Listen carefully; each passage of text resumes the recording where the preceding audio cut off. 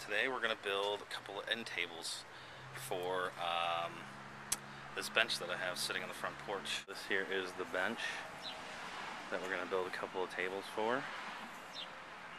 And yeah, a couple of 16 by 16 end tables. Put some drinks on, going to stain it the same color as the bench. So this is currently what the Grow Vegan garage looks like. I don't know if you can really see it, but I have stacks and stacks of pallets. I ended up picking up about 40 of them from a local business who just wanted to get rid of them. Rented a truck and they just forklifted a bunch of pallets in here.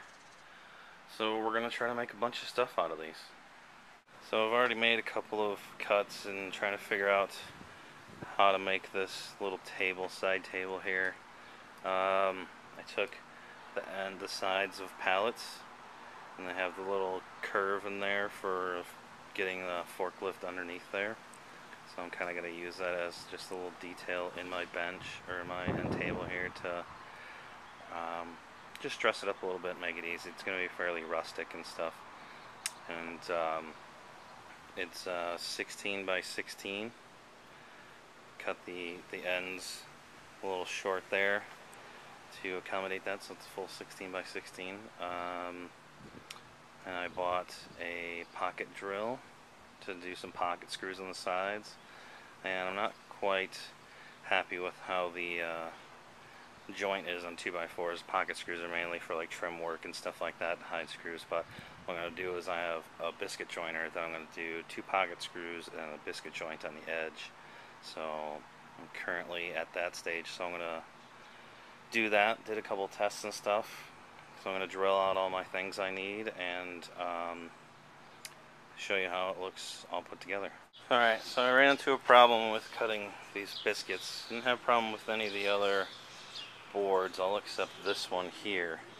I noticed that there was a nail right where I was trying to cut a biscuit out, and tried a couple of tools and stuff, pliers and nail set and stuff. Nail set had too much of a bevel on it to get down in there and kick the nail out, so all I did was found one of the other nails that I had from the pallets and drove it through, popped the old nail out. I already had the nail head cut off and stuff, and then just pulled this nail out. So make sure you're careful, make sure you're watching how you're cutting and stuff like that.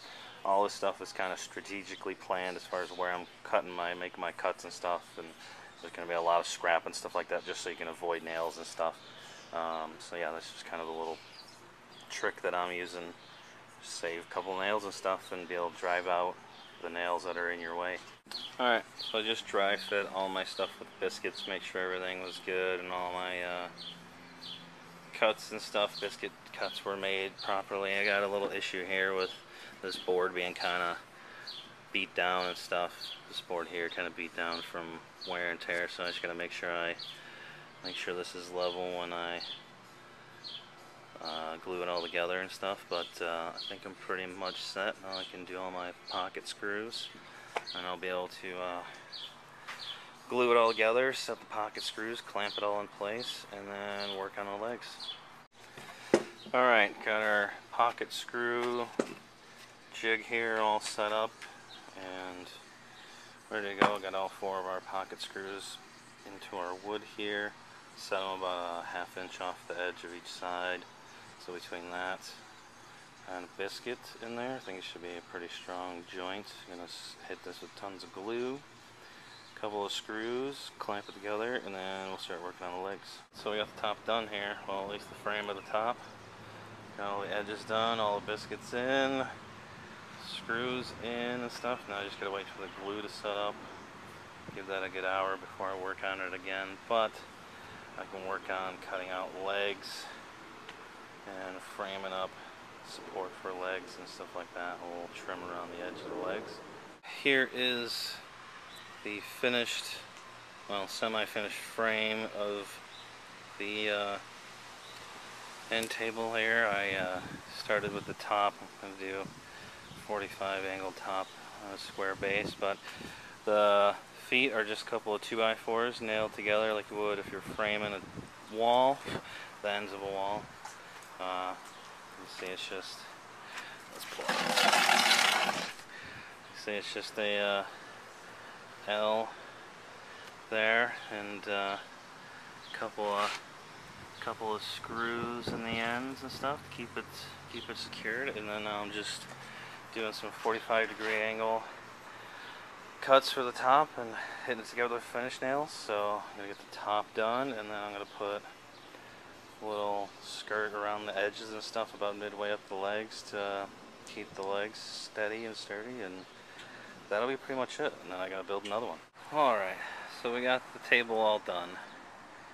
It turned out pretty good. Gotta level out the legs a little, just a little sanding and stuff to make them a little even, but it's pretty good. Put the skirts on the bottom there to steady the legs and give it some strength and stuff like that. And got the top all done. Okay, with a 45-degree angle set up. Ran into an issue with the corners here. The other boards weren't quite wide enough, so I had to get a 6-inch wide board from a pallet and put those in, but should all sand out evenly, I think. If not, it'll be different. If it's darker red or whatever, I think it'll look nice. That's about it. Just have to sand it out, stain it red to match the bench, and that's it. That's my idea on how to make end table out of pallet.